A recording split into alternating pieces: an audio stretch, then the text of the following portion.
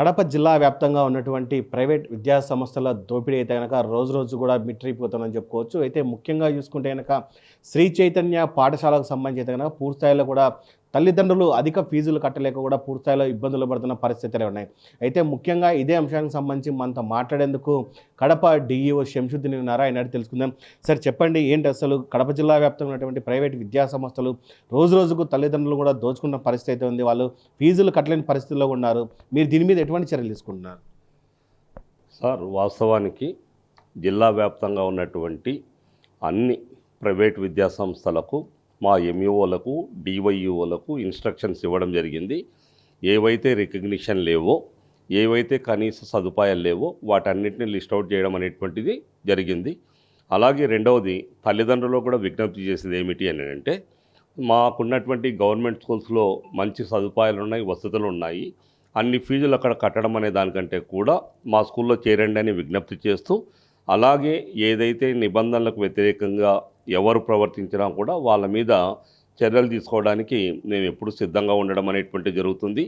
అలాగే పేరెంట్స్ నుంచి ఏదైనా సరే కంప్లైంట్స్, మాకు ఇంత ఎక్కువ ఫీజు ఉంది అన్నటువంటిది ఏదైనా వచ్చినా కూడా వాళ్ళకి ఇమ్మీడియట్గా ఎక్స్ప్లెనేషన్ అడగడం అనేటువంటిది జరుగుతుంది.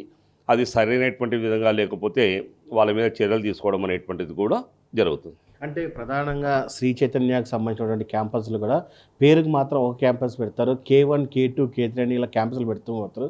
ఇలాంటి వాటికి వాళ్ళు పర్మిషన్ తీసుకుంటారు సార్ అసలు? సార్, వాస్తవానికి మాకు స్టేట్ వైడ్ వచ్చినటువంటి దాని ప్రకారం యూడైస్ ప్రకారం మా ఎంఈఓలు డివైఈఓలు సడన్గా చెక్ చేస్తారు.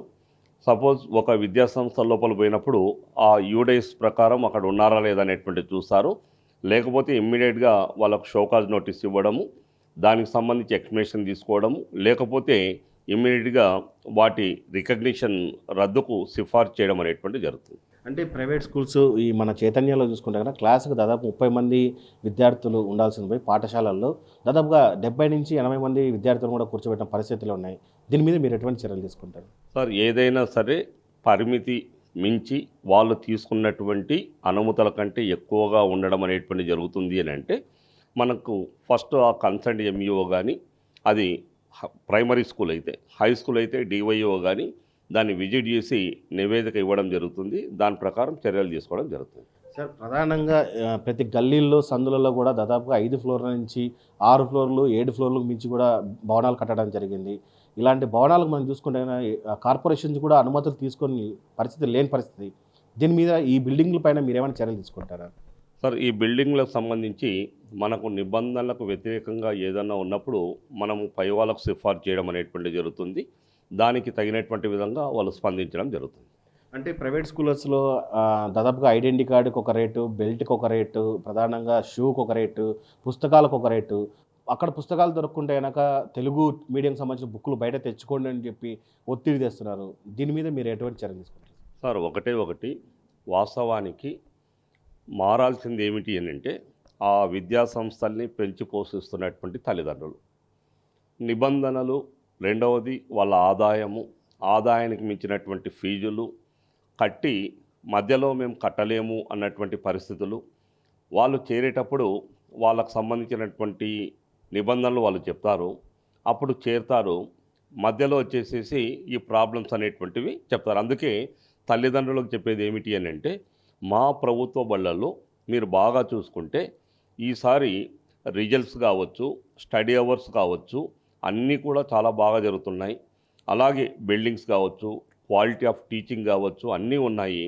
ప్రైవేట్ స్కూళ్ళ కంటే కూడా మంచి మెరిటోరియస్ టీచర్స్ ఉన్నారు, అద్భుతమైనటువంటి నైపుణ్యం ఉన్నటువంటి టీచర్స్ ఉన్నారు. ఒక్క 2 సంవత్సరాలు మీరు పిల్లలు మా దగ్గర వదిలి చూడండి, ప్రోగ్రెస్ లేకపోతే అప్పుడు మీ ప్రశ్నలకు మేము సమాధానం చెప్తాము.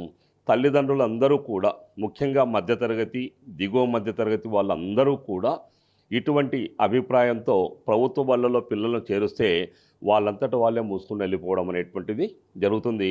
ఈ సమస్యకు ఒకటి పరిష్కారం ఏమిటి అని అంటే, చట్ట ప్రకారంగా మేము చేయాల్సింది మేము చేస్తూ ఉంటాము.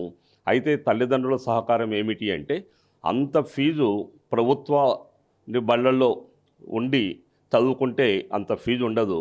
కానీ అవే డబ్బులు వాళ్ళకి చెల్లించడం కంటే కూడా ఏమాత్రం కూడా డబ్బుతో సంబంధం లేనటువంటి ఉచిత విద్య, ఎన్నో రకాలైనటువంటి పథకాలు ఇస్తున్నటువంటి ప్రభుత్వ బడుల్లో పిల్లల్ని వదిలి వాళ్ళకున్నటువంటి క్వాలిటీని, లేదా టీచర్లు సరిగా చెప్పకపోతే ప్రశ్నించడము, ఒక జవాబుదారీతనము, స్కూళ్ళు ఓన్ చేసుకోవడము, పిల్లలకు భవిష్యత్తు అనేటువంటిది తల్లిదండ్రుల చేతిలో ఉంది. మీరు బాగా చూసుకుంటే సక్సెస్ రేటు కేవలం ప్రభుత్వ బళ్ళలో ఉన్నటువంటి వాళ్ళలో 80% ఉంటే 20% కేవలం కాన్వెంట్లో చదివినటువంటి వాళ్ళు ఉన్నారు. మీరు ఏ రీసెర్చ్ చూసినా కూడా ఇదే తెలుస్తుంది. కాబట్టి మేము ఒక ప్రభుత్వ అధికారులుగా నియమ నిబంధనల ప్రకారం మేము చర్యలు తీసుకుంటాము.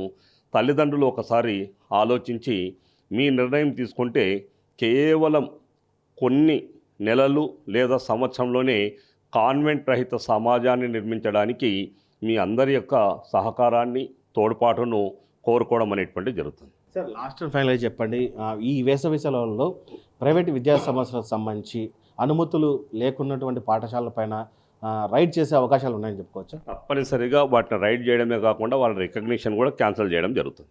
ఇది మొత్తంగా చూసుకుంటే కనుక కడప డిఓ గారు చెప్తున్నారు, ఎవరైతే విద్యార్థుల తల్లిదండ్రులు కూడా వాళ్ళు కూడా పూర్తిస్థాయిలో ఒకసారి ఆలోచన విషయం ఉంది. పూర్తిస్థాయిలో ప్రభుత్వ పాఠశాలలో కూడా తమ విద్యార్థులు చేర్పించాలని, అలాగే ఇక్కడ సంబంధించినటువంటి విద్యా బోధన కావచ్చు, అలాగే టీచర్లు కూడా పూర్తిస్థాయిలో అన్ని మెరిట్స్ ప్రకారమే ప్రభుత్వ బడులు కూడా ఉన్నాయని చెప్పి చెప్తున్నారు. ఏదేమైనా సరే ఈ వేసవిలో పూర్తిస్థాయిలో అనుమతులు లేకున్నటువంటి ఏదైతే పాఠశాలలు ఉన్నాయో వాటిపైన కూడా పూర్తిస్థాయిలో రైడ్ చేస్తామని చెప్తున్నారు. అనుమతులు లేకున్న పాఠశాలను కూడా సీజ్ చేసే అవకాశాలు ఉన్నాయని చెప్పి డిఓ గారు చెప్తున్న పరిస్థితి ఉంది.